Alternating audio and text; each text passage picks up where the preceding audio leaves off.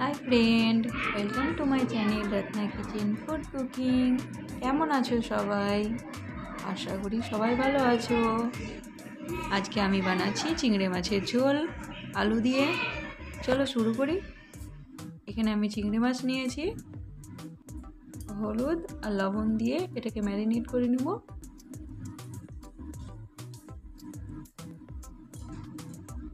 কড়াই আমার গরম হয়ে গেছে, অয়েলও গরম হয়ে গেছিলো, তাই চিংড়ি মাছগুলো দিয়ে দিয়েছি। আমি সবার ভিডিও দেখি, লাইক দিয়ে দেখি প্রথমে। প্লিজ তোমরাও আমার ভিডিওটাকে লাইক দিয়ে দেখো।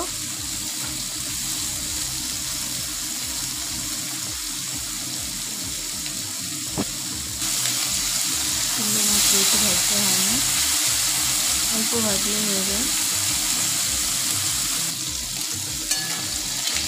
ভাজা হয়ে গেছে আমার চিংড়ি মাছ, এগুলোকে তুলে রেখে দেবো।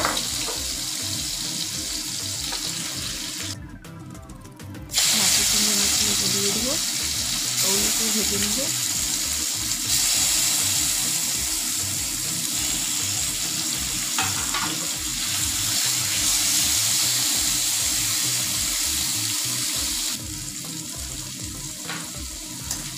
এগুলো হয়ে গেছে। দেখো এখানে আমি সব চিংড়ি মাছ ভেজে নিয়েছি। এখন কড়াই আর একটু অয়েল দিয়ে দিয়েছি। ছোট ছোট করে আলু কেটে রেখেছিলাম, দুটো মিডিয়াম সাইজের আলু, ওগুলোকে ভেজে নেব।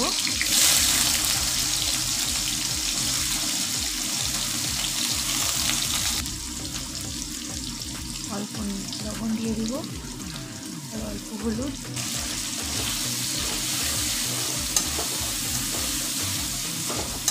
আমার ভিডিওটা যদি তোমাদের ভালো লেগে থাকে লাইক কমেন্ট শেয়ার করে দিও আর সাবস্ক্রাইব করে দিও। আলুগুলোকে ভেজে নেওয়া হয়ে গেছিলো, তুলে রেখে দিয়েছি। দিয়ে ফোড়ন দিয়ে দিয়েছি আর দুটো পেঁয়াজ পেস্ট বানিয়ে রেখেছিলাম সেটা দিয়ে দিয়েছি। এখানে আদা মরিচ আর জিরার পেস্ট আছে ওটা দিয়ে দিয়েছি। 3টে মরিচ ছিল।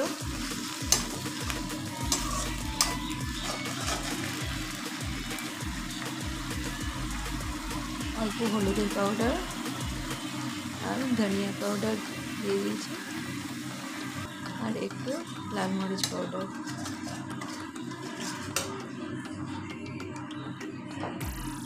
এবার টমেটো একটু পেস্ট বানিয়ে রেখেছিলাম, কদ্দুকাস করে রেখেছিলাম।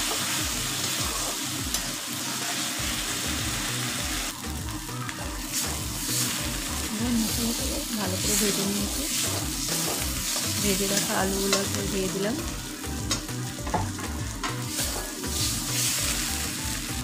এবার জল দিয়ে দেবো পরিমাণ মতো।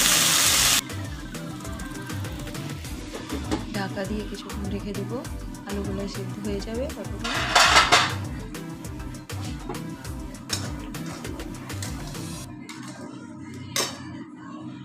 দেখো ঝোলটা অনেকটা গাঢ় হয়ে গেছে, আলুগুলো সিদ্ধ হয়ে গেছিলো।